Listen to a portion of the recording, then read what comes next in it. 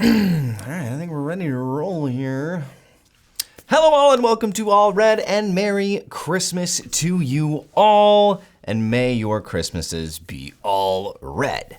We are looking at the Boxing Day fixture for Liverpool versus Leicester City in what is sure to be another Premier League match. Of course. We are going to look at the starting 11 for Liverpool versus Leicester.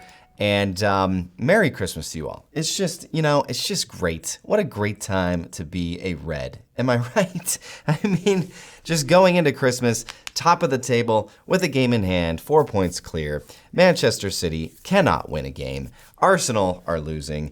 And, well, they won, but, they're losing. And Chelsea dropped points at Everton. Thank you to the Blues. And no thank you to the Blues. We'll see you later. But Liverpool are coming back home to Anfield for a Boxing Day fixture against Leicester City. Leicester City, let's just say, have been less than stellar this season, of course, as they came back up to the Premier League, and Liverpool are flying high. So, without further ado, let's look at the projected starting 11 and the score predictions for Liverpool versus Leicester, because this is the channel that is all Liverpool all the time. It's all red. Please hit that like button and consider subscribing as we continue to cover the best team in the world. It's Liverpool. All right. There's going to be a trend here you're going to see as we go through these starting 11 players here. Alisson at the back again, of course. He led in 3 goals against Tottenham. The defense kind of turned off a little bit. I don't think Slot will be happy about that, but, in the end, it was just a comfortable win. It was never uncomfortable, and none of us wanted to see 3 goals conceded, but, when you score 6, I guess stuff like that is going to happen, unless you're playing Manchester United. It's going to be Gomez and Virgil again at the back. Gomez wasn't great, and against Tottenham, but, did his job. He did his job, and the 3 goals conceded, whatever. Tottenham's got a potent offense. I think Tottenham have scored the most goals in the Premier League this season. I can actually check on that right now. I'm going to have to scroll down because they're so far down the table. Yes, 39 goals. Tottenham have scored the most goals in the Premier League this season, so that takes a little bit of the edge off of conceding 3 against them. It's going to be Trent and Robbo on the wings again. Trent Alexander-Arnold, I thought, had a fabulous game against Tottenham. Absolutely fabulous. He was passing like the Trent of old, and looked really, really good. Every time he got the ball, it was danger for Tottenham. And a couple of his passes led to goals. And, hopefully Trent's back. Hopefully. And, Andy Robertson, same thing. Had some really good passes in that game against Tottenham. Now, to be fair, Tottenham really didn't have a midfield. I'm not sure they started a midfielder in that game against us. It was so open and so easy to cut through them. But at the same time, they did what they needed to do, and long may that trend continue for Robbo and Trent on the wings. Okay, it's going to be Gravenberch and McAllister in the middle. Szoboszlai has to come back in. I don't think you can drop him after that performance. For me, I know Salah scored 2 and assisted 2, but I thought Szoboszlai was the man of the match against Tottenham. His work rate, the things that he did on the ball and off the ball, that the first goal that McAllister scored was, not an assist technically, but I thought that it should have been, or it could have been. His, aerial duel won that ball for McAllister, even though I think it went off the defender. But anyways, Szoboszlai was fantastic in that match. I thought he was the man of the match, and he has to come back in and continue to build on that. If that's the Szoboszlai we get week in and week out, watch out. That's going to be dangeroso.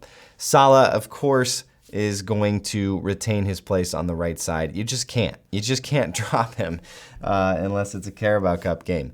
Because more on Mohamed Salah later. We're going to make a video about the record-breaking performances this season for Salah. He's broken many records, and it's not even Christmas yet. On the other side, I think Gakpo deserves another start. He wasn't the best player on the pitch against Tottenham. He wasn't superb, but I thought he did his job fine, and I think he's going to start this match because Slot took him out in like the 63rd minute or something like that. And so I think Slot was basically foreshadowing like, hey, you're going to come back in and start versus Leicester, so, take a little break, rest your legs. And then I think Luis Diaz deserves to start again up top. This is tough. Like, Diaz is a streaky player, but when he is up there in the fray, in the box, he tends to score goals. He's not an out-and-out striker. He is, traditionally more of a left winger. But man, when Slot sees an opportunity against perhaps maybe a team with a weaker midfield or a weaker defense, maybe even a weaker goalkeeper, putting Diaz up in there, creating chaos. Not the chaos we like to see necessarily from Darwin Núñez, but Diaz creates his own chaos, and it's actually chaos that results in him scoring goals. So I wouldn't mind seeing him start up top. And yes, this is the exact same team we saw come out against Tottenham, and I don't see a reason to change any of them.